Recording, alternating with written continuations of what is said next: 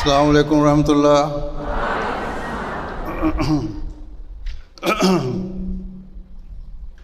اشہد ان لا الہ الا اللہ وحدہ لا شریک لہ واشہد ان محمدا عبدہ ورسولہ اما بعد فاعوذ باللہ من الشیطان الرجیم بسم اللہ الرحمن الرحیم الحمد للہ رب العالمین الرحمن الرحیم مالک یوم الدین إياك نعبد وإياك نستعين اهدنا الصراط المستقيم صراط الذين أنعمت عليهم غير المغضوب عليهم ولا الضالين۔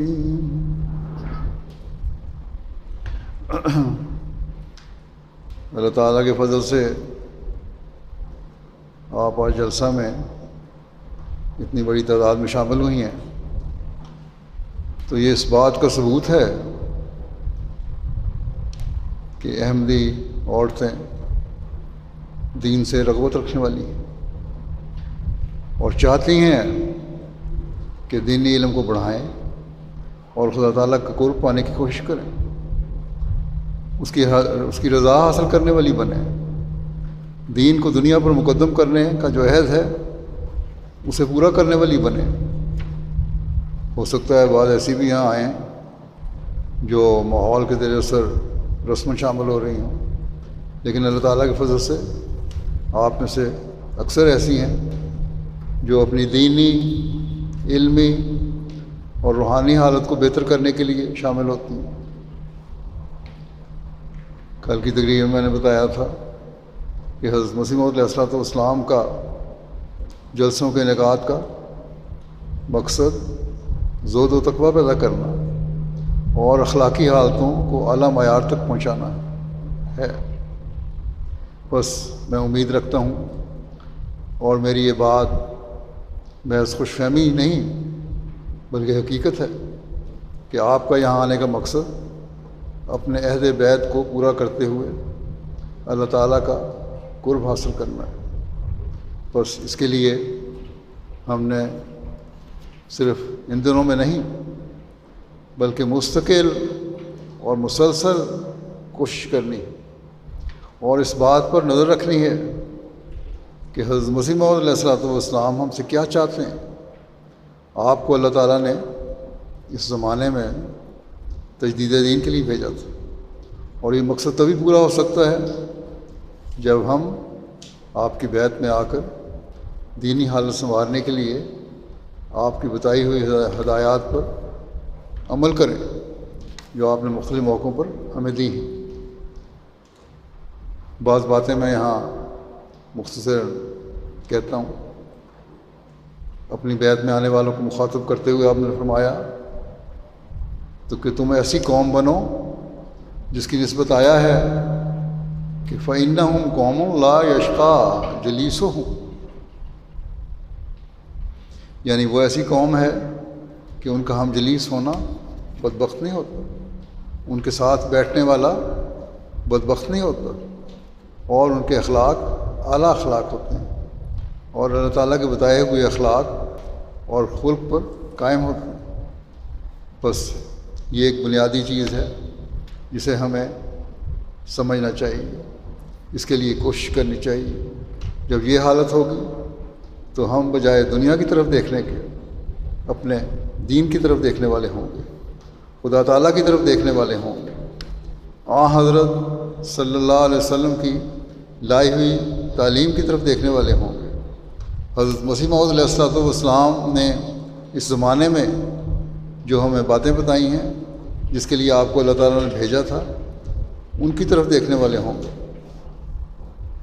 بس ہمیشہ یاد رکھیں کہ ہمارا بنیادی مقصد خدا تعالیٰ کی رضا کو حاصل کرنا ہے، اور ہمیں ان خوش قسمت لوگوں میں شامل ہونے کی کوشش کرنی چاہیے جن کے ساتھ بیٹھنے والے کبھی بدبخت نہ ہوں، بلکہ اپنے آپ کو خوش قسمت سمجھنے والے ہیں۔ اور یہ تبھی ہو سکتا ہے جب ہمارا ہر فعل اور ہماری ہر بات اللہ تعالیٰ کی رضا حاصل کرنے کے لیے ہو اور اس کی تعلیم پر عمل کرنے والی۔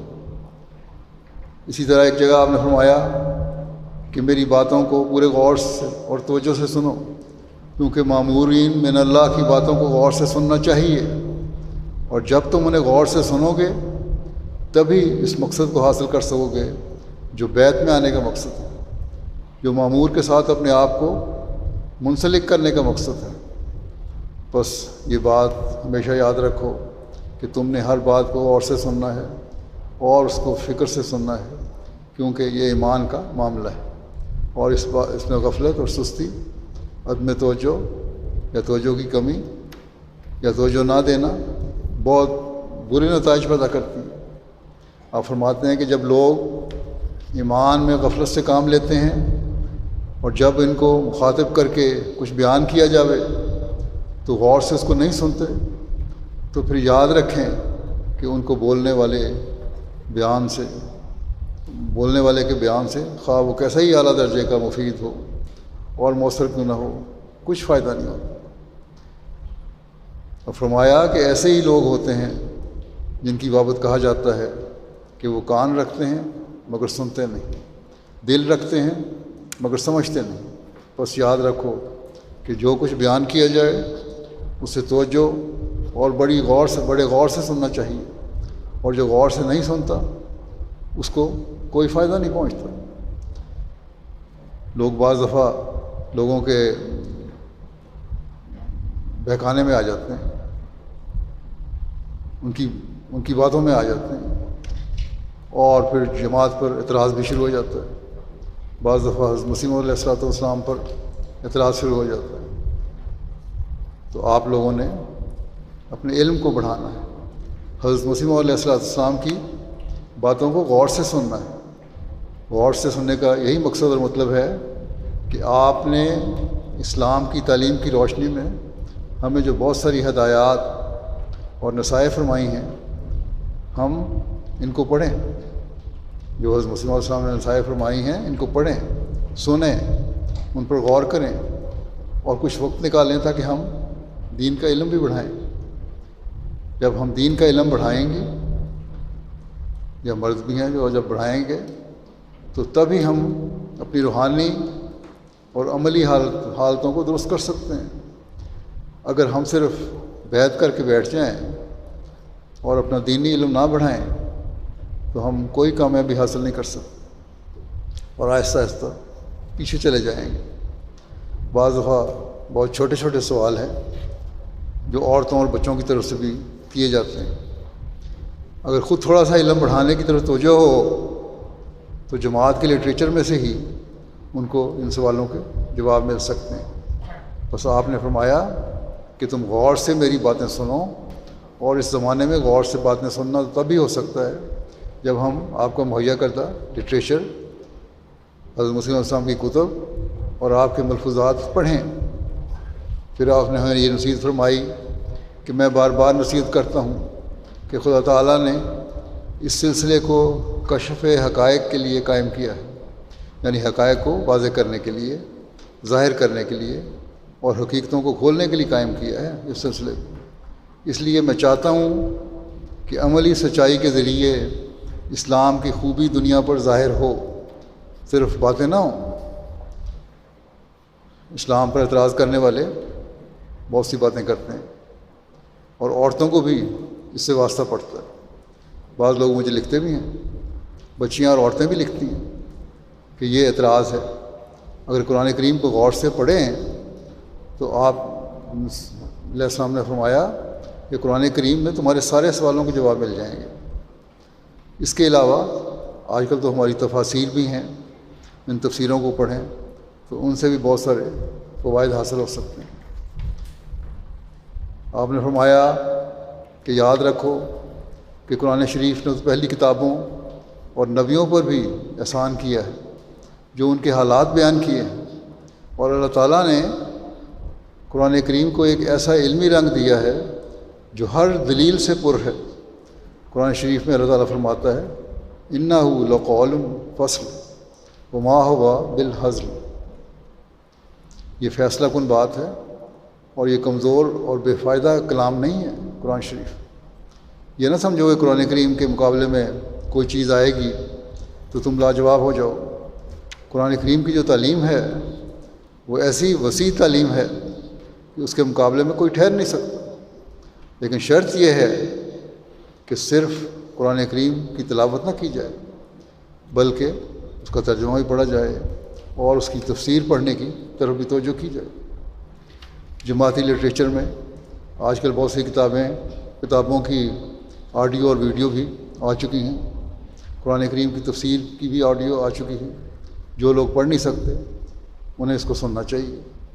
آپ نے فرمایا ہے کہ قرآن کریم تو ایک زندہ اور روشن کتاب ہے، اس لیے ہمیں کسی مخالف کی مخالفت کی پرواہ نہیں ہے۔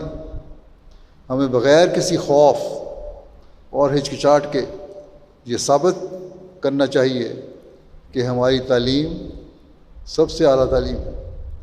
آج کل مغربی معاشرے میں رہ کر جوانی میں قدم رکھنے والی بہت سی بچیاں یہ سوال کرتی ہیں کہ قرآن کریم پر جو یہ اعتراض کرتے ہیں یا وہ اعتراض کرتے ہیں، ان سب کے جواب تو مختلف وقتوں میں دیے جاتے ہیں، لیکن خود بھی قرآن کریم پڑھنے کی طرف توجہ ہونی چاہیے تاکہ یہ جو بھی اعتراض کرتے ہیں ان کو آپ خود جواب دے سکیں۔ آپ نے فرمایا میں بار بار اس امر کی طرف ان لوگوں کو جو میرے ساتھ تعلق رکھتے ہیں نصیحت کرتا ہوں کہ خدا تعالیٰ نے اس سلسلے کو حقیقتوں کو ظاہر کرنے کے لیے قائم کیا ہے، کیونکہ بغیر اس کے عملی زندگی میں کوئی روشنی اور نور پیدا نہیں ہو سکتا۔ عملی زندگی میں روشنی اور نور تبھی پیدا ہوگا جب قرآن کریم کو پڑھو گے اور اس پر عمل کرو گے۔ اس لیے آپ نے فرمایا کہ میں چاہتا ہوں کہ عملی سچائی کے ذریعے اسلام کی خوبی دنیا پر ظاہر ہو۔ اب اسلام کی جو تعلیم ہے، قرآن کریم نے جو ہمیں تعلیم دی ہے، اس کو اپنے عمل میں ڈھالو اور اس کو سچا ثابت کرو۔ صرف کہانیاں نہیں ہیں قرآن کریم کی۔ آپ نے فرمایا کہ قرآن شریف کو کثرت سے پڑھو، لیکن قصے سمجھ کر نہ پڑھو۔ ترجمہ بھی پڑھنا ہے تو صرف قصے سمجھ کر نہ پڑھو، بلکہ ایک فلسفہ سمجھ کر پڑھو، ایک تعلیم سمجھ کر پڑھو اور اس پر غور کرو، اور پھر دیکھو کہ تم ہر مخالف کا منہ بند کر سکتے ہو۔ بس عورتوں کو بھی اس زمانے میں تبلیغ کے لیے اسی طرح کوشش کرنی چاہیے جس طرح مردوں کو کرنی چاہیے، اور یہی آج کل کا جہاد ہے۔ قرآن کریم نے یہ کہیں نہیں لکھا، اللہ تعالیٰ نے کہیں یہ نہیں فرمایا، یا حضرت صلی اللہ علیہ وسلم یا حضرت مسیح موعود علیہ السلام نے یہ نہیں فرمایا کہ عورتیں تبلیغ کے میدان میں نہیں آئیں گی۔ عورتیں تبلیغ کے میدان میں آتی ہیں اور علم حاصل کرتی ہیں۔ اب حضرت عائشہ رضی اللہ عنہا کی ہم مثال دیتے ہیں، اکثر ان سے لوگ علم حاصل کرتے تھے، اور بہت ساری قرآنی آیات کی تفسیر، ان کی وضاحت اور تشریح، اور بہت ساری احادیث کی تفسیر، وضاحت اور تشریح حضرت عائشہ نے بیان کی۔ بعض صحابہ کو نہیں سمجھ آتی تھی تو آپ بیان فرماتی تھی۔ وہ باتیں کھل کر ہمارے سامنے آ گئیں آپ کی وضاحت کی وجہ سے۔ بس عورتوں کو چاہیے کہ اپنے علم میں اضافہ کریں، اور صرف یہ نہ دیکھیں کہ ہر جواب ان کو مردوں کی طرف سے ملے گا، بلکہ خود ان کو علم و عرفان میں اتنی ترقی کرنی چاہیے کہ وہ علمی اور روحانی باتوں میں مردوں سے آگے نکلنے والی ہوں، نہ صرف یہ کہ برابر ہوں۔ اور جب یہ ہوگا تو تبھی آپ اپنی نسلوں کی بھی صحیح طور پر تربیت کر سکیں گے۔ پھر آپ نے ایک جگہ فرمایا کہ دیکھو لا الہ الا اللہ پر کامل ایمان پیدا کرو۔ آپ نے فرمایا کہ اشہد ان لا الہ الا اللہ ایسا پیارا جملہ ہے کہ اگر یہی جملہ، یہی کلمہ یہودیوں اور عیسائیوں کو دیا جاتا تو وہ دین سے نہ بگڑتے، تو اگر تم نے دین پر قائم رہنا ہے اور یہ سمجھتا ہے کہ ہم نے دین کی خاطر ہر قربانی کرنی ہے، تو پھر یاد رکھو کہ لا الہ الا اللہ پر غور کرو اور اسے سمجھو۔ آپ فرماتے ہیں کہ تم لوگ جنہوں نے میرے ساتھ تعلق پیدا کیا ہے اس بات پر مغرور نہ ہو جائیں کہ جو کچھ تم نے پانا تھا پا چکے۔ یہ سچ ہے کہ تم ان منکروں کی نسبت قریب تر بسعادت ہو، یعنی جو انکار کرنے والے ہیں ان کی نسبت تو تمہیں سعادت مل گئی اور تم قریب ہو گئے۔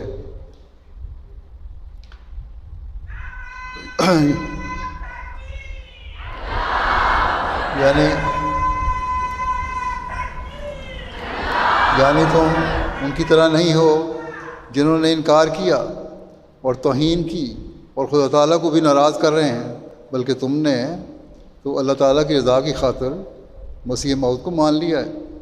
لیکن اتنا کافی نہیں، تم نے خدا تعالیٰ کے غضب سے اپنے آپ کو بچانے کی ایک کوشش کی ہے، لیکن آپ فرماتے ہیں کہ سچی بات تو یہی ہے کہ تم اس چشمے کے قریب پہنچے ہو جو پانی کا چشمہ ہے، جو مستقل زندگی پیدا کرنے کے لیے ہے، لیکن پانی پینا باقی ہے۔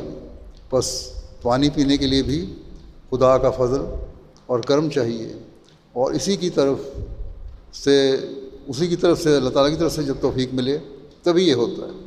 ایک باتیں کل بھی میں نے کہی تھی، بس تم اللہ تعالیٰ سے توفیق چاہو کہ اللہ تعالیٰ تمہیں سیراب ہو کر پانی پینے کی توفیق دے، تم پانی پی کے سیر ہو جاؤ، اپنے علم کو بڑھاؤ، اپنی روحانیت کو بڑھاؤ۔ آپ نے فرمایا کہ میں یقیناً چاہتا ہوں کہ جو اس چشمے سے پیے گا وہ ہلاک نہیں ہوگا، کیونکہ یہ پانی زندگی بخشتا ہے اور ہلاکت سے بچاتا ہے اور شیطان کے حملوں سے محفوظ رکھتا ہے۔ بس آج کل تو شیطان کے حملے اتنی شدت سے مستقل اور لگاتار ہو رہے ہیں کہ انسان کے تصور سے باہر ہے۔ دنیا میں آپ دیکھ لیں، آج کل میڈیا ہے، سوشل میڈیا ہے، ٹیلی ویژن ہے اور بہت سارا پرنٹ میڈیا ہے اسی طرح، یا دنیا کی توجہ دین سے ہٹانے کے لیے اور شیطان کی طرف لے جانے کے لیے دوسری بے شمار ایسی چیزیں نکل آئی ہیں کہ جن کا پہلے تصور بھی نہیں تھا۔ بس ایسے حالات میں ہمیں چاہیے کہ ہم پہلے سے بڑھ کر خدا تعالیٰ کا قرب پانے کی کوشش کریں اور اس کے راستے پر چلنے کے لیے اس کی کتاب کو غور سے پڑھیں، اس پر غور کریں اور اس کے بھیجے ہوئوں کی باتوں کو مان لیں۔ اور اس زمانے میں اللہ تعالیٰ نے حضرت مسیح علیہ الصلوۃ والسلام کو ہماری تربیت کے لیے ہمیں صحیح راستے پر چلانے کے لیے بھیجا ہے۔ ہم ان کی باتوں کو سنیں، دیکھیں اور پڑھیں۔ بے شمار لٹریچر آپ نے ہماری تربیت کے لیے چھوڑا ہے، اس کی طرف ہمیں توجہ کرنی چاہیے، اور جب یہ ہوگا تبھی ہم حقیقی طور پر بیعت کا بھی حق ادا کرنے والے بن سکیں گے۔ اسی طرح آپ نے فرمایا کہ تمہارا بنیادی مقصد یہ ہونا چاہیے کہ توحید قائم ہو، یہ نہیں کہ تم نے دنیا میں کیا حاصل کیا، دنیا تو مل جائے گی، اصل تمہارا مقصد یہ ہونا چاہیے کہ تم نے توحید کو قائم کرنا ہے، اور اس کو قائم کرنے کے لیے تمہاری پوری کوشش ہونی چاہیے کہ تم اپنے دل میں خدا تعالیٰ کی محبت پیدا کرو، اور اس کا اقرار صرف زبانی اقرار نہ ہو بلکہ اس کے لیے عملی تصدیق لازمی ہے، اور اس کے لیے ضروری ہے کہ ہمیشہ اللہ تعالیٰ کے در پر گرے رہو، اپنی عبادتوں کے معیار اونچے کرو۔ جب یہ کرو گے تو پھر اللہ تعالیٰ سے محبت بھی پیدا ہوگی۔ آپ نے فرمایا کہ خدا تعالیٰ سے محبت سے کیا مراد ہے؟ اب اپنی عبادتوں کے معیار اونچے کرنے سے کیا مراد ہے؟ یہی کہ ہر جو دنیاوی رشتہ ہے اس سے بڑھ کر تمہیں اللہ تعالیٰ کی محبت عزیز ہو، اور اللہ تعالیٰ کی رضا حاصل کرنا سب سے مقدم ہو۔ چنانچہ آپ نے فرمایا، قرآن شریف میں بھی آیا ہے، فاذکروا اللہ کذکرکم آباءکم او اشد ذکرا، یعنی اللہ تعالیٰ کو ایسا یاد کرو کہ جیسا تم اپنے باپوں کو یاد کرتے ہو، بلکہ اس سے بھی زیادہ سخت درجے کی محبت کے ساتھ یاد کرو۔ اب اللہ تعالیٰ نے یہاں باپوں کی طرح یاد کرنا صرف نہیں کہا، خدا کو باپ نہیں لکھا، اللہ تعالیٰ نے کہا ہے کہ وہ خدا ہے، اس کو باپوں سے زیادہ یاد کرو۔ بس آپ نے فرمایا جب تم یہ حالت پیدا کرو گے تو پھر اللہ تعالیٰ تمہاری رہنمائی بھی کرے گا، تمہیں ابتلاؤں سے نجات بھی دے گا، تمہاری دعاؤں کو بھی سنے گا، تمہارے گھریلو مسائل بھی حل کرے گا، تمہارے بچوں کی تربیت کی طرف جو تمہیں پریشانیاں ہیں ان کو بھی دور کر دے گا، کیونکہ تم عام حالات میں بھی اللہ تعالیٰ سے محبت کرنے کے لیے اس کے حضور جھکے ہوئے ہو۔ آپ نے فرمایا کہ خدا تعالیٰ کی محبت سے پورا حصہ اس وقت نہیں لیا جا سکتا، اور یہ ثابت نہیں ہو سکتی جب تک عملی حصے میں کامل نہ ہو۔ اس وقت تک محبت سے حصہ نہیں لیا جا سکتا جب تک عملی طور پر کامل نہ ہو، اس کے لیے پوری کوشش نہ کرو۔ یہ باتیں میری زبان سے ثابت نہیں ہوتی۔ اگر تم مصری یا چینی کا نام لو، میٹھے کا نام لو، تو اس سے منہ میٹھا نہیں ہو جاتا۔ اگر کوئی دوست، آپ نے ایک اور مثال دی ہے کہ اگر کوئی دوستی کا اعتراف کرتا ہے لیکن وقت پر کام نہ آئے، پہلو تہی کر لے اور تمہیں چھوڑ کر چلا جائے، تو وہ سچا دوست نہیں ٹھہرتا۔ بس اسی طرح اگر خدا تعالیٰ کی توحید کا میرا زبانی اقرار ہے اور اس کے ساتھ محبت کا بھی زبانی اقرار ہے، تو اس کا کچھ فائدہ نہیں۔ اگر تم نے اپنے باپ دادا سے محبت کا اقرار کیا ہے جب کہ اللہ تعالیٰ نے کہا ہے اس سے زیادہ محبت کرو، یعنی اللہ تعالیٰ سے، تو یاد رکھو یہ اسی صورت میں ہوگا جب تم عملی طور پر اس کا حق ادا کرو گے۔ اور عملی طور پر حق ادا کرنے کے لیے ضروری ہے کہ اللہ تعالیٰ نے جو احکامات دیے ہیں ان پر عمل کرنے کی کوشش کرو۔ قرآن کریم میں اللہ تعالیٰ نے بے شمار احکامات دیے ہیں۔ عورتوں کے لیے احکامات ہیں، عورتوں کی حیا کے لیے احکامات ہیں، عورتوں کے ڈریس کوڈ کے لیے احکامات ہیں، عورتوں کے دینی علم کو بڑھانے کے لیے احکامات ہیں، بچوں کی تربیت کے لیے احکامات ہیں۔ تو جب انسان ان ساری باتوں کی عملی تصویر بنے گا تب یہ سمجھ آئے گی کہ واقعی ہم اللہ تعالیٰ سے محبت کرنے والے ہیں۔ اور اگر ہم یہ عملی نمونہ نہیں دکھا رہے تو ہم یہ نہیں کہلا سکتے کہ ہم اللہ تعالیٰ سے، ہم یہ نہیں کہہ سکتے کہ ہم اللہ تعالیٰ سے محبت کرنے والے ہیں، پھر یہ صرف ہماری زبانی باتیں ہوں گی۔ آپ نے فرمایا کہ خدا تعالیٰ کو راضی کرنے کے لیے عملی قدم اٹھانا پڑے گا، اور اگر کوئی غلطیاں ماضی میں ہوئی ہیں تو ان سے سچی توبہ کرنی پڑے گی، اور سچائی اور وفاداری سے خدا کو راضی کرنا پڑے گا۔ اور جب یہ ہوگا تو تب ہی تم حق بیعت ادا کرنے والے ہوگے، تب ہی تم اس بات کے حقدار ہوگے کہ تم نے جو عہد بیعت باندھا تھا اس کو پورا کر کے اللہ تعالیٰ کے انعام کے مستحق ہو۔ اللہ تعالیٰ کے انعامات اسی وقت ہوں گے جب تمہاری طرف سے مکمل طور پر اس کے حکموں کی پیروی بھی ہوگی۔ ہم نے فرمایا کہ انسان کے لیے ضروری ہے کہ وہ متقی ہو، کیونکہ متقی ہونے والا ہی اللہ تعالیٰ کے نزدیک معزز اور مکرم ہے۔ آپ نے فرمایا کہ ہماری جماعت کو یہ نصیحت ہمیشہ یاد رکھنی چاہیے، اس میں مرد بھی شامل ہیں اور اس میں عورتیں بھی شامل ہیں۔ یہ نہیں لکھا کہ یہ نصیحت صرف مردوں کے لیے ہے کہ وہ اس عمر کو ہمیشہ سامنے رکھیں۔ آپ نے فرمایا کہ میری یہ حالت ہے کہ مجھے ہمیشہ اگر کوئی خیال آتا ہے تو یہی آتا ہے کہ دنیا میں جو رشتے ناطے ہوتے ہیں ان میں سے بعض خوبصورتی کے لحاظ سے ہوتے ہیں، بعض خاندان یا دولت کے لحاظ سے ہوتے ہیں، بعض طاقت کے لحاظ سے ہوتے ہیں۔ ہمارے ہاں جب رشتے طے ہوتے ہیں تو یہی چیزیں ہم نے دیکھا ہے کہ سامنے آتی ہیں، جن کی طرف اکثر دیکھا جاتا ہے یا توجہ دی جاتی ہے، اور اسی طرف لوگ لکھ بھی رہے ہوتے ہیں۔ بہت سارے لوگ سوال بھی کرتے ہیں کہ رشتوں میں کیا دیکھا جائے، تو رشتوں میں دیکھنے کے لیے تو حضرت صلی اللہ علیہ وسلم نے واضح فرما دیا ہے کہ ان کی، اور اس کی وضاحت حضرت مسیح علیہ السلام نے فرما دی ہے کہ تم لوگ خوبصورتی دیکھتے ہو، خاندان دیکھتے ہو، دولت دیکھتے ہو، طاقت دیکھتے ہو، لیکن اللہ تعالیٰ کو ان چیزوں کی پرواہ نہیں۔ اگر کامیاب رشتے دیکھنے ہیں تو عورت کو بھی اور مرد کو بھی چاہیے کہ اپنے تقویٰ کے معیار بلند کریں اور دیکھیں، اپنے دین کے معیار کو بلند کریں، اور پھر دیکھیں کہ ہم نے دین کو دنیا پر مقدم رکھنے کے لیے جو عہد کیا ہے اس کو پورا کرنا، اور جب یہ کریں گے تو تبھی ہم رشتوں میں کامیاب بھی ہوں گے۔ اللہ تعالیٰ بھی یہی فرماتا ہے، ان اکرمکم عند اللہ اتقاکم، کہ اللہ تعالیٰ کے نزدیک وہی معزز اور مکرم ہے جو متقی ہے۔ آپ نے فرمایا اب جو جماعت اتقیا ہے اس کو خدا اس کو ہی رکھے گا، یعنی جو متقیوں کی جماعت ہے وہی اللہ تعالیٰ کے قریب ہوں گے، وہی اللہ کے نزدیک ہوں گے، انہی کی اللہ تعالیٰ باتیں بھی سنے گا، ان کی دعائیں بھی سنے گا، اور دوسروں کو مقام نہیں مل سکتا۔ یہ نہیں ہو سکتا کہ غیر متقی اور متقی ایک جگہ پر کھڑے ہو جائیں، شریر اور ناپاک ایک جگہ پر کھڑے ہو جائیں۔ بس یہ بات ہمیشہ یاد رکھنی چاہیے، اور یہ بڑے سوچ اور خوف کا مقام ہے۔ بس ہم اس بات کو دیکھیں کہ ہم نے اپنے تقویٰ کے معیار کو بلند کرنا ہے، تاکہ ہم اللہ تعالیٰ کا قرب پانے والے ہوں، اور اپنے آپ کو بھی بچانے والے ہوں، اور اپنی نسلوں کو بھی بچانے والے ہوں۔ آپ نے فرمایا کہ اگر اس سلسلے میں داخل ہوئے ہو تو ایک نئی زندگی بسر کرنے والے انسان بن جاؤ۔ اب ہم میں سے چاہے وہ مرد ہے یا عورت ہے، جو بھی اس سلسلے میں داخل ہوا ہے اس کو اپنے اندر تبدیلی پیدا کرنی پڑے گی، ورنہ یہ ایک دعویٰ ہے کہ ہم نے مسیح موعود کو مان لیے، حضرت صلی اللہ علیہ وسلم کی پیشگوئی کو پورا کر دیا۔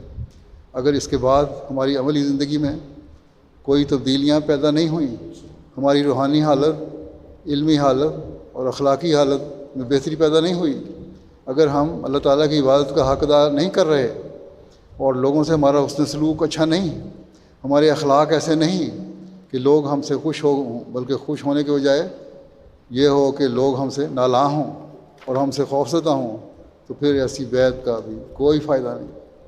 آپ نے فرمایا کہ اس سلسلے میں داخل ہوئے ہو تو ایک نئی زندگی بسر کرنے والے انسان بن جاؤ، تمہارے اندر ایک تبدیلی پیدا ہونی چاہیے، اور جب ایسا ہوگا تو پھر خدا تعالیٰ کے فرشتے ماں کی طرح تمہیں اپنی گود میں لے لیں گے۔ آپ نے فرمایا کہ بیعت اگر دل سے نہیں ہے تو اس کا کوئی نتیجہ نہیں نکلتا۔ میری بیعت سے خدا دل کا اقرار چاہتا ہے، بس جو سچے دل سے مجھے قبول کرتا ہے، اپنے گناہوں سے سچی توبہ کرتا ہے، غفور و رحیم خدا اس کے گناہوں کو ضرور بخش دیتا ہے، اور وہ ایسا ہو جاتا ہے جیسا ماں کے پیٹ سے نکلا ہے، یعنی نوزائیدہ بچے کی طرح ہو جاتا ہے، پاک صاف۔ تب فرشتے اس کی حفاظت کرتے ہیں۔ اب ہم اپنا اپنا جائزہ لے سکتے ہیں کہ کیا ہماری حالت ایسی ہے کہ ہم خالصتاً اللہ تعالیٰ کے لیے ہو جائیں، اور ہر قسم کی شیطانی وساوس، شیطانی خیالات اور ایسی باتیں جو خدا تعالیٰ کو ناپسند ہیں، یا ایسی باتیں جن سے اللہ تعالیٰ نے ہمیں روکا ہو، ان سے دور ہونے والے ہوں۔ اگر نہیں تو پھر ہماری اصلاح نہیں ہو سکتی، پھر ہمارا احمدیت میں آنا یا نہ آنا برابر ہے۔ بس پھر یہ شکوہ بھی نہیں ہونا چاہیے کہ ہماری دعائیں قبول نہیں ہوتی، یا یہ کہ ہم نے فلاں مقصد کے لیے دعا کی لیکن اللہ تعالیٰ نے قبول نہیں کی۔ اللہ تعالیٰ تو دعائیں قبول کرتا ہے، اس مقصد کو پورا بھی کرتا ہے، لیکن اس سے پہلے اللہ تعالیٰ یہ چاہتا ہے کہ ہم بھی اپنی حالتوں کو بدلیں اور اس بیعت کا حق ادا کرنے والے ہوں جس کا ہم عہد کرتے ہیں، اور جو اس کی شرائط ہیں۔ آپ فرماتے ہیں کہ اس سلسلے میں داخل ہو کر تمہارا وجود الگ ہو جائے اور تم بالکل ایک نئی زندگی بسر کرنے والے انسان بن جاؤ، جو کچھ تم پہلے تھے وہ نہ رہو۔ جو پیدائشی احمدی ہیں اگر وہ تھوڑے بگڑ بھی گئے ہیں تو جب ہوش و حواس میں آتے ہیں اور اللہ تعالیٰ نے جو عقل دی ہے اس کو استعمال شروع کر دیتے ہیں، تو پھر ان کو چاہیے کہ خدا تعالیٰ کے کلام کو پڑھیں، اس سے نصیحت حاصل کریں، اس پر عمل کرنے کی کوشش کریں۔ آپ نے فرمایا کہ بعض لوگوں کا خیال ہوتا ہے کہ شاید ہم دنیا داری کے کاموں میں نہ پڑے اور آج کل کی دنیا کے پیچھے نہ چلے، یا ان کے جو نئی جدید نام نہاد علم، ان کے جو نئے جدید نام نہاد علم ہیں ان کو ہم نے حاصل نہ کیا تو ہم شاید غیر ترقی یافتہ ہوں گے۔ اللہ تعالیٰ نے علم حاصل کرنے سے نہیں روکا۔ ابھی لسٹ بھی آپ کے سامنے پڑھی گئی ہے، علم حاصل کرنے والی لڑکیوں کی پڑھی گئی ہے۔ دنیاوی علم بھی حاصل کرنا ایک ضروری چیز ہے، یہ بھی اللہ تعالیٰ کے دین کی، اللہ تعالیٰ کی دین ہے، اللہ تعالیٰ کی پیدا کردہ چیزیں ہیں۔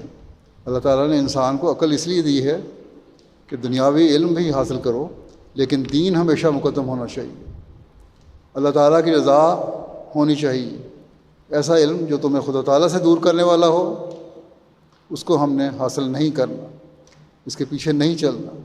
ایسے اعمال جو خدا تعالیٰ سے دور کرنے والے ہوں ان کے پیچھے ہم نے نہیں چلنا. ایسی سوسائٹی جو ہمیں خدا تعالیٰ سے دور لے جانے والی ہو اس میں ہم نے نہیں بیٹھنا. بس یہ ہماری سوچ ہونی چاہیے. آپ نے فرمایا کہ یہ مت سمجھو کہ خدا تعالیٰ کی راہ میں تبدیلی کرنے سے تم محتاج ہو جاؤ گے، یا تم سمجھو کہ فلاں بزنس مین سے یہ ہے، یا فلاں امیر آدمی ہے، یا فلاں صاحب اثر عورت ہے، اس کے ساتھ میرے تعلقات اچھے نہیں رہیں گے اگر میں نے زیادہ دین کی باتیں کی. آپ نے فرمایا کہ تم نے اللہ تعالیٰ سے ایک عہد باندھا ہے، اس لیے تمہارے لیے ضروری ہے کہ تم نے بہرحال دین کو دنیا پر مقدم رکھنا ہے. اس کے لیے تم نے کوشش کرنی ہے، اور یہ وہم تمہارے اندر نہیں ہونا چاہیے کہ اگر تم دنیا داروں کے ساتھ اٹھنا بیٹھنا نہیں رکھو گے تو تم بعض چیزوں سے محروم ہو جاؤ گے. آپ نے فرمایا کہ جو خدا تعالیٰ کا دامن پکڑتا ہے وہ کبھی محتاج نہیں ہوتا، اس پر کبھی برے دن نہیں آ سکتے. خدا جن کا دوست اور مددگار ہو جائے تو اس کو پھر کسی چیز کی پرواہ نہیں ہوتی، اور ساری دنیا بھی اس کی دشمن ہو جائے تو اس کو اس کی کوئی پرواہ نہیں ہوتی. آپ نے فرمایا کہ خدا تعالیٰ وہ ہے جو علی کل شیء قدیر ہے، وہ ہر چیز پر قادر ہے، وہ عالم الغیب ہے، وہ حی و قیوم ہے. اس خدا کا دامن پکڑنے سے کوئی تکلیف نہیں پا سکتا. کہا کوئی تکلیف پا سکتا ہے بھلا؟ کبھی نہیں یہ ہو سکتا. آپ نے فرمایا کہ خدا تعالیٰ اپنے حقیقی بندوں کو ایسے وقتوں میں جب تکلیفیں ہوتی ہیں بچا لیتا ہے کہ دنیا حیران رہ جاتی ہے.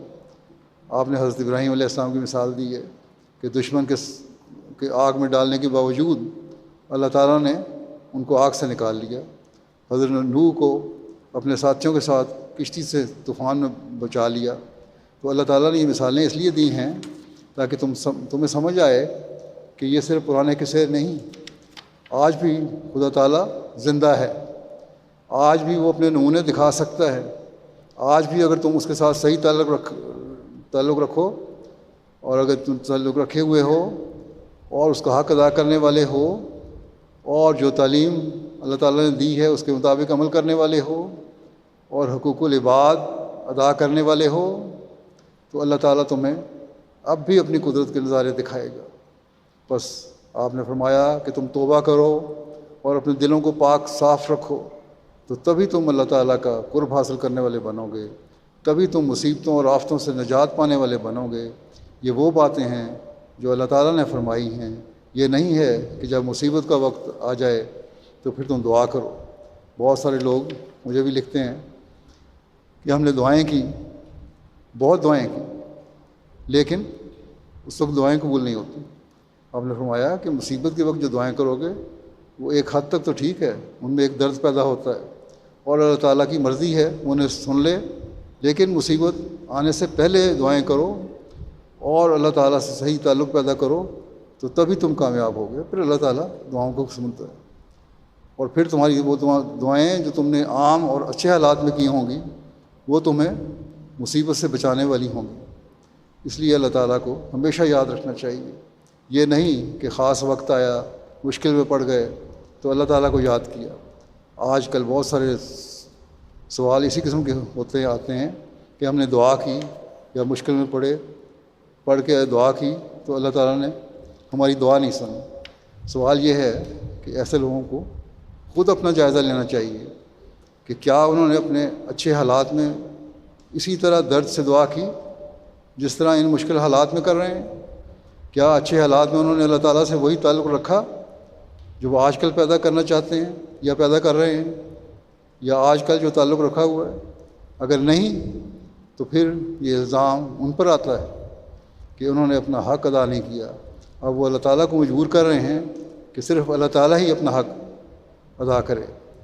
صرف حق لینا یاد رکھا ہے، صرف حق کو لینا ہی یاد نہ رکھیں بلکہ حق ادا کرنا بھی یاد رکھیں. گزشتہ کئی سالوں سے میں یہ تقریر کرتا رہا ہوں، یہ باتیں کرتا رہا ہوں کہ عورتوں کے اسلام میں کیا کیا حقوق ہیں. اب یہ حقوق تو آپ کے ہیں جو اللہ تعالیٰ نے دیے، لیکن کچھ فرائض بھی ہیں جن کو آج میں بیان کر رہا ہوں. یہ فرائض بھی آپ ادا کریں گے تبھی آپ کے بھی حق قائم ہوں گے. بس اس طرف بھی توجہ دیں. پھر آپ نے دعاؤں کی نصیحت کرتے ہوئے فرمایا کہ دعائیں کرو، اپنے سجدوں میں دعائیں کرو، اپنے رکوع میں دعائیں کرو، عام حالات میں بھی اور مشکل حالات میں بھی دعا کرو، اور ہمیشہ یہ دعا کرو کہ اللہ تعالیٰ تو بے نیاز ہے اور ہمیں پتہ نہیں کہ کب کون سی مصیبت آنے والی ہے، اس لیے اللہ تعالیٰ ہمیں ہر مشکل سے بچا کر رکھے اور ہمیشہ اپنی پناہ میں رکھے۔ جب یہ ہوگا تو پھر تم دیکھو گے کہ کس طرح اللہ تعالیٰ تمہارے ہر کام سنوارتا چلا جائے گا، کیونکہ تم اللہ تعالیٰ کی رضا کی خاطر یہ کام کر رہے ہو۔ آپ نے فرمایا یہ ممکن ہی نہیں کہ جو دعائیں کرنے والا انسان ہو وہ کبھی محروم رہے، بس اگر تمہاری توجہ ہمیشہ دعاؤں کی طرف رہے گی تو تم کبھی محروم نہیں رہو گی، اور اللہ تعالیٰ تمہیں اپنے فضل سے نوازتا چلا جائے گا۔ پھر اسی طرح اللہ تعالیٰ کا حق ادا کرنے کے ساتھ ساتھ یہ بھی ضروری ہے کہ اپنے اخلاق کو بھی درست کرو، زبان کو قابو میں رکھو، ہر شخص سے نرمی اور خوش اخلاقی سے پیش آؤ، اور سخت زبانی کرنے والے سے بھی نرمی کا سلوک رکھو، لڑائی جھگڑوں سے پرہیز کرو، تکبر سے پرہیز کرو۔ یہ چیزیں ایسی ہیں کہ جب تم ایسا کرو گے تو خدا تعالیٰ ان کے بدلے میں بھی تمہیں اپنے قرب سے نوازے گا۔ آپ نے فرمایا کہ جو تمہیں تکلیف دے اس سے اچھے اخلاق سے پیش آنا تو لازمی ہے، لیکن یہ تو انتہائی بری بات ہے اور بد اخلاقی ہے کہ کسی کی دل آزاری کی جائے یا کسی سے سخت زبانی کی جائے وہ اور دوسروں کو صدمہ پہنچایا جائے۔ آج کل کے معاشرے میں ہمارے گھروں میں بھی، بہوؤں اور ساسوں میں بھی اور دوسرے رشتوں میں بھی یہی باتیں ہوتی ہیں کہ ایک دوسرے سے ذرا سا شکوہ پیدا ہو جائے تو پھر سخت الفاظ کہے جاتے ہیں یا اس طرح تنگ کرنے کی کوشش کی جاتی ہے کہ اس کو کسی نہ کسی طرح تکلیف دی جائے۔ تو آپ نے فرمایا کہ اگر ایسی حالت ہے تو یہ ایک مومن کا شیوا نہیں، اس سے پھر تو اللہ تعالیٰ کا قرب نہیں حاصل کر سکتے، اس سے تم بیعت کا حق ادا نہیں کر سکتے۔ آپ نے فرمایا کہ جو لوگ کمزور ہیں، جو لوگ اعمال میں سست ہیں، جن میں کمزوریاں ہیں، اخلاقی کمزوریاں ہیں یا عملی کمزوریاں ہیں، ان سے بھی تمہارا حسن سلوک ہونا چاہیے، ان کی تربیت کی طرف تمہاری توجہ ہونی چاہیے، اور جب تم ایسا کرو گے تو پھر تم اللہ تعالیٰ کا قرب حاصل کرنے والے بن سکو گے۔ آپ نے فرمایا کہ ہماری جماعت اگر عملی نمونہ نہیں دکھاتی تو پھر وہ اپنے عمل سے میری عدم ضرورت ثابت کرتی ہے، یہ ثابت کرتی ہے کہ میرے آنے کی کوئی ضرورت نہیں تھی، بیعت کرنے کا پھر کوئی فائدہ نہیں۔ بس آپ نے فرمایا کہ اگر ایک حقیقی احمدی بننا ہے، اپنے آپ کو خدا تعالیٰ کا قرب پانے والا بنانا ہے، تو پھر اپنی عبادتوں کے معیار بھی اچھے کرنے پڑیں گے، اپنے اخلاق کے معیار بھی اچھے کرنے پڑیں گے، اور اپنی عملی حالتوں کو بھی درست کرنا پڑے گا۔ آپ نے فرمایا کہ ہماری جماعت اس بات کے لیے نہیں ہے کہ جیسے عام دنیا دار زندگی بسر کرتے ہیں، ہم صرف یہ دیکھ کر دنیا داروں سے متاثر نہ ہو جائیں کہ دنیا دار ایسا کرتے ہیں، بلکہ ہمارے مقاصد بہت اونچے ہیں۔ ہم نے ان دنیا داروں کی اصلاح کرنی ہے، ان کی تربیت کرنی ہے، ان کو صحیح راستے پر لے کر آنا ہے، ان کو خدا تعالیٰ کا قرب دلانے والا بنانا ہے، ان کو دین کی طرف لانے والا بنانا ہے۔ آج کل دنیا میں مذہب سے دوری ہو رہی ہے، دیریت کی طرف رجحان بڑھ رہا ہے، تو ہم نے اپنی دعاؤں سے، اپنے عمل سے دنیا کو بتانا ہے کہ حقیقت کیا ہے۔ دنیا کو بتائیں کہ خدا کی طرف آؤ، اسی میں تمہاری بقا ہے، نہیں تو دنیا جس تباہی کی طرف جا رہی ہے وہ بڑی خوفناک تباہی، ان کو اس بات کا دنیا والوں کو احساس ہی نہیں ہے، اور آہستہ آہستہ یہ دنیا ختم ہو جائے گی یا سخت عذاب میں مبتلا ہو جائے گی جس کا تصور بھی انسان نہیں کر سکتا۔ بس ہم نے دنیا کو سنبھالنا ہے، دنیا کو بچانا ہے، اس کے لیے ہمیں بھرپور کوشش کرنی چاہیے۔ آپ نے فرمایا کہ تمہاری زندگی عام دنیا دار کی زندگی نہیں ہونی چاہیے، میرا زبان سے یہ کہہ دینا کہ میں سلسلے میں داخل ہو گیا ہوں اور عمل نہ ہو تو اس کا کوئی فائدہ نہیں ہے۔ حقیقی مسلمان تو وہی ہے جس کا قول اور فعل سب برابر ہوں۔ آپ نے فرمایا کہ خدا تعالیٰ نے تو مجھے اصلاح کے لیے کھڑا کیا ہے، مسیح موعود علیہ السلام کو اصلاح کے لیے کھڑا کیا ہے۔ بس اب اگر میرے ساتھ تعلق رکھ کر بھی اپنی حالت کی اصلاح نہیں کرتے اور اپنی عملی قوتوں کو ترقی نہیں دیتے اور اپنے زبانی اقرار ہی کو کافی سمجھتے ہو کہ بس ہم نے بیعت کر لی اور یہی کافی ہے، تو پھر تم اپنے عمل سے میری عدم ضرورت کو بتا رہے ہو کہ میرے آنے کی کوئی ضرورت ہی نہیں۔ اب اگر اپنے عمل سے تم یہ کہنا چاہ رہے ہو کہ تمہارا عمل اس کے مطابق نہیں جو میں تعلیم دے رہا ہوں، جو حقیقت میں اسلام کی تعلیم ہے، تو پھر میرا آنا بے سود ہے۔ تمہارا عمل یا تمہارا حال وہ بزبان حال، جو تمہارا حال ہے وہ بزبان حال اپنی زبان سے یہ کہہ رہا ہے کہ میرے آنے کا کوئی مقصد نہیں۔ آپ نے فرمایا کہ اگر میرے ساتھ تعلق پیدا کرتے ہو تو میری اغراض اور مقاصد کو پورا کرو، اور وہ یہی ہیں کہ خدا تعالیٰ کے حضور اپنے اخلاص اور وفاداری دکھاؤ، اپنا اخلاص اور وفاداری دکھلاؤ۔ قرآن کریم کی تعلیم پر اس طرح عمل کرو جس طرح رسول اللہ صلی اللہ علیہ وسلم نے کر کے دکھایا اور آپ کے صحابہ نے کیا۔ قرآن شریف کے صحیح منشا کو معلوم کرو اور اس پر عمل کرو۔ خدا تعالیٰ کے حضور اتنی ہی بات کافی نہیں ہو سکتی کہ زبان سے اقرار کر لیا اور عمل کی میں کوئی روشنی اور سرگرمی نہ پائی۔ بار بار آپ نے اس طرح توجہ دلائی۔ آپ نے فرمایا کہ زبان سے اقرار تو کافی نہیں ہے، یاد رکھو وہ جماعت جو خدا تعالیٰ قائم کرنی چاہتا ہے وہ عمل کے بدوں زندہ نہیں رہ سکتی، بغیر عمل کے زندہ نہیں رہ سکتی یہ جماعت۔ یہ عظیم الشان جماعت ہے جس کی تیاری حضرت آدم کے وقت سے شروع ہوئی تھی۔ کوئی نبی دنیا میں نہیں آیا جس نے اس دعوت کی خبر نہ دی ہو۔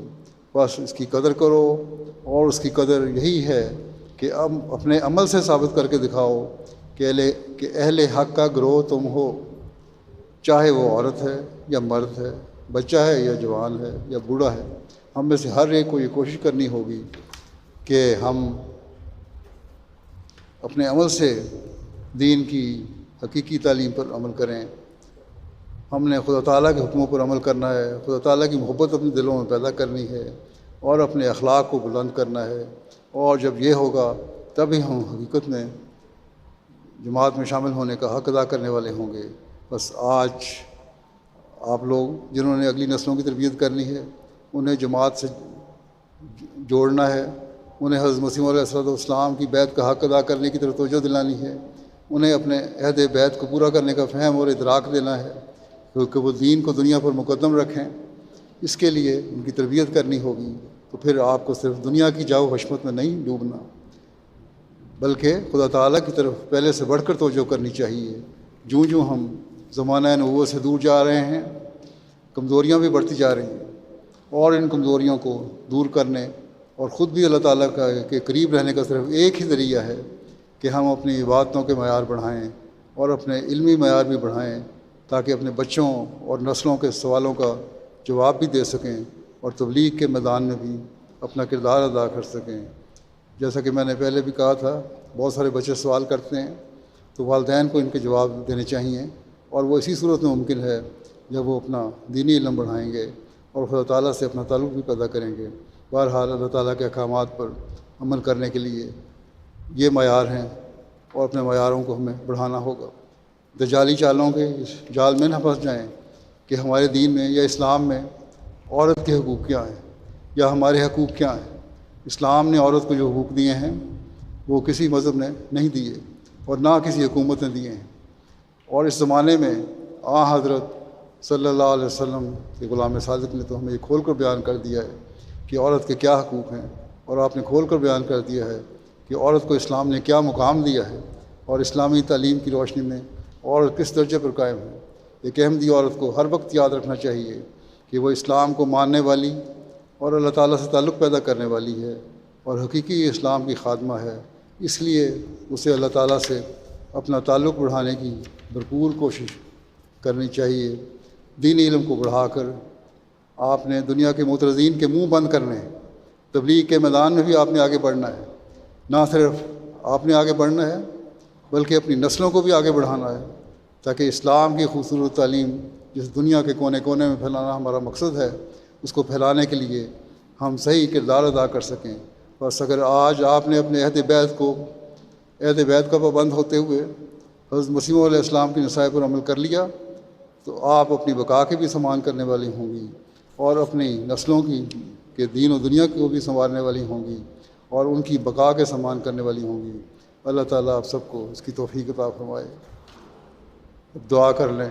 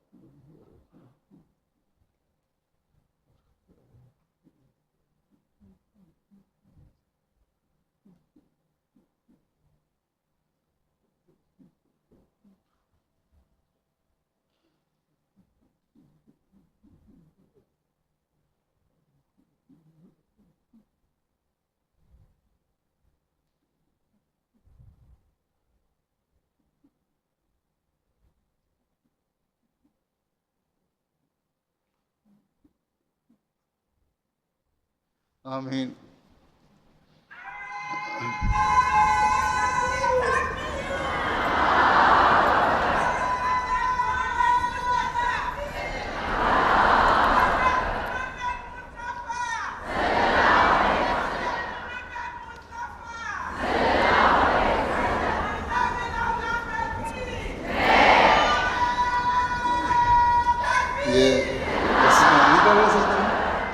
ایسی کام نہیں کر رہے صحیح طرح، لوگ بڑے جھڑ رہے ہیں رش کی وجہ سے. ویسے تو گرمی کافی ہے، آپ صرف صبر نہیں کر رہی، میں نے بھی اچکن پہنی ہوئی ہے، پسینہ آ رہا ہے، کافی صبر کر رہا ہوں. السلام علیکم.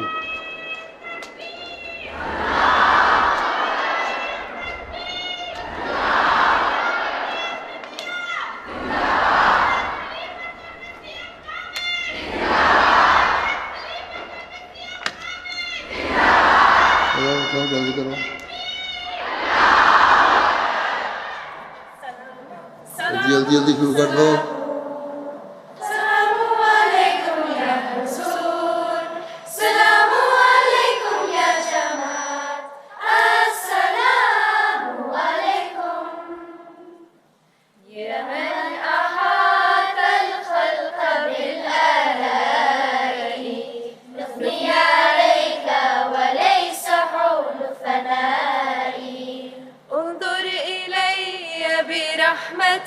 وعطوفة يا ملجئي يا كاشف الغماء يا ملجئي يا كاشف الغماء.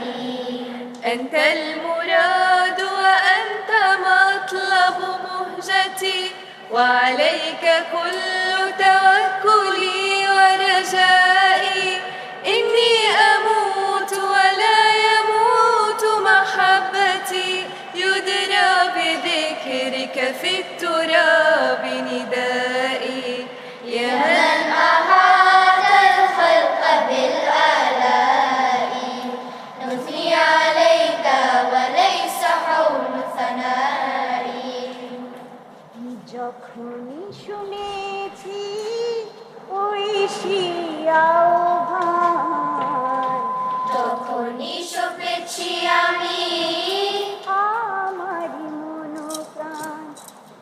আমি পাপী অসহায়, তোমারি প্রেমের জোর, হাজারো রাতের অন্ধকার আর ঘোর। ক্ষমা করো আল্লাহ মহান দয়াবান, ক্ষমা করো আল্লাহ মহান দয়াবান। মহসিন ইনসানিয়াত কি জনতা, সবার তোরে যেন রয় ভালোবাসা। দিকে দিকে হোক শুধু আল্লাহর জয়গান, দিকে দিকে হোক শুধু আল্লাহর জয়গান। Berömokvis till honom, ängel har med visdom. Mikrofon ठीक करें, सेट करें. Jämlikhet, ej någon kan bli hans likhet. Han kommer alltid att vara, han kommer som ljus som stjärnan klara. Vi är olika, så olika, men han är bara samma.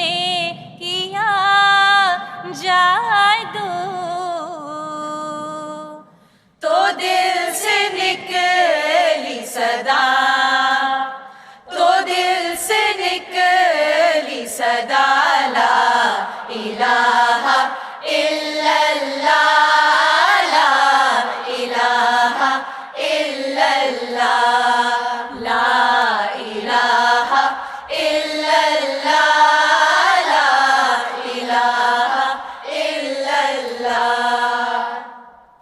We close our eyes and look above.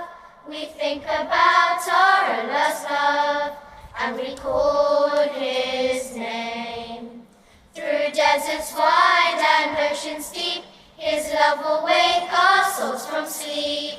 And we call His name. Ar-Rahman, Ar-Rahim, He is forgiving. Al-Kareem, Al-Wadud, we feel His love. 'Cause every time we call His name, our hearts are filled with peace again. We feel Allah is lighting up the way.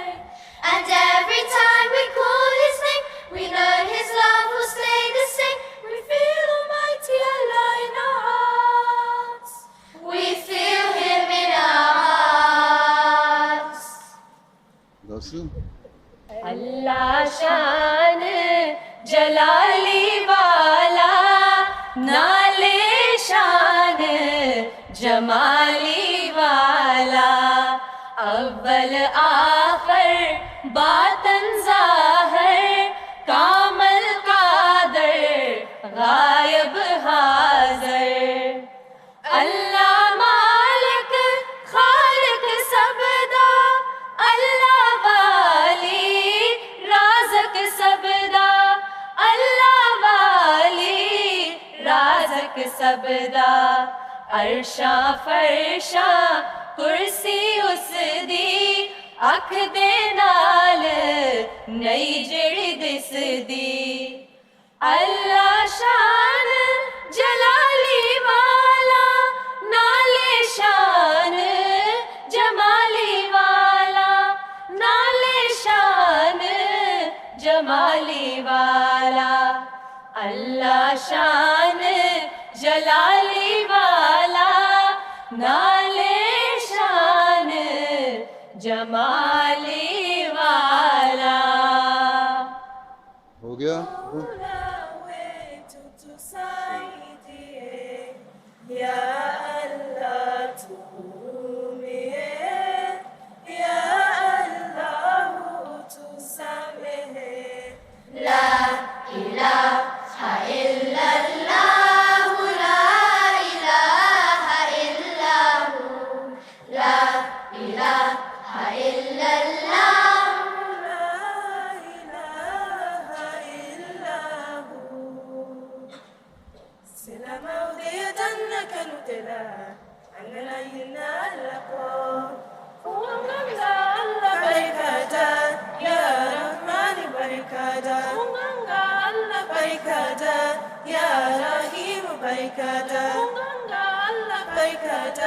يا سلام بركاتا سلام ودي جنك ندلا أنا ينا لكو لا إله إلا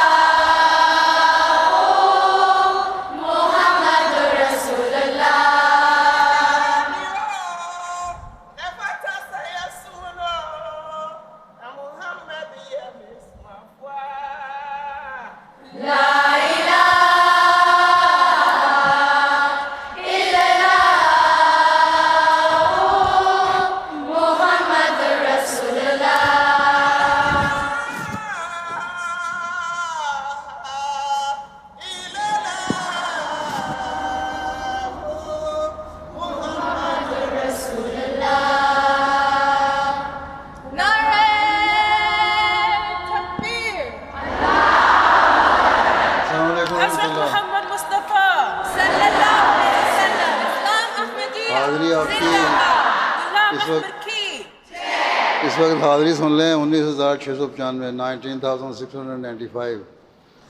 الحمد للہ. السلام علیکم ورحمۃ اللہ.